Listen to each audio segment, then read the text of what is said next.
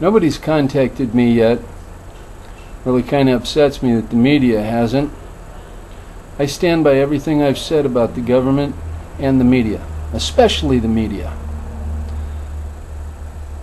The government's ignorant. They live in a bubble. That can't be anything but expected. The media's ignorance, on the other hand, there's no excuse for that. What I will say is that there are many designs out there, including mine, that would be effective in stopping the oil flow real quick, and we can't use them. Not a single one of them. If what the survivors from this oil rig are saying is true, and I have no doubt whatsoever, then it seems that the oil well or wells themselves have been fractured underneath the sea floor.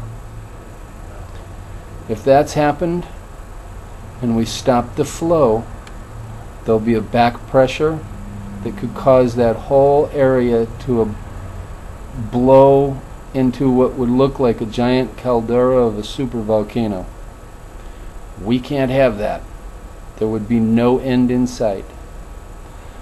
It's going to get bad. It's going to get real bad. For those who believe in God, I would ask you to pray. For those of us who don't, like me, you might want to consider starting. I hope that I'm right in a lot of ways, but nobody hopes more than me that I'm wrong. If I've been wrong all my life, I don't even want to think about the things that I'm going to have to answer for. The worst that I can possibly think of right now is that the people who are involved, BP, Halliburton, or any of the others, that they face the judgments that they deserve. If there's a God, they probably have more to answer for than I do. But again, I'm begging you people, don't use any of the designs that any of us have come up with that would truly be effective in stopping the oil flow. At least not until we've got some good seismology reports, undersea exploration reports, so that we know what's going on underneath the sea floor. If we act too hastily, we could make this situation a whole lot worse than it already is.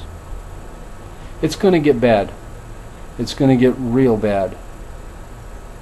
I hope for your sakes you pay attention to animal migrations, especially the reptiles that could be fleeing the oil and looking for food.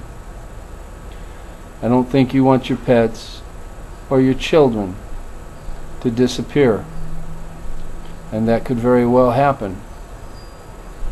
There's a lot of disruptions to the food chain, and I really hope that somehow we can get a handle on this.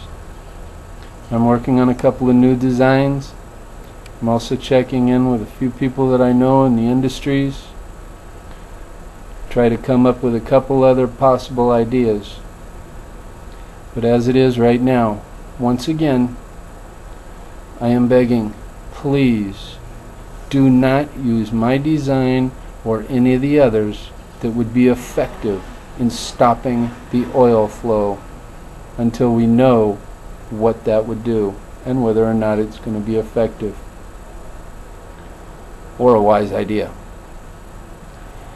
If reports show that there aren't any fractures, then I would say once again, there are a lot of good designs out there. Mine is cheap and easy and extremely effective. But until we know for sure what stopping the oil flow would do, we must not do that. We must have all concentration on trying to keep the oil from the coast. And when the first storms start to come, work on evacuations. Our water supply is going to get damaged. Roads are going to be slick. It's going to be hard to evacuate. There's going to be a lot of people displaced. A lot of them permanently.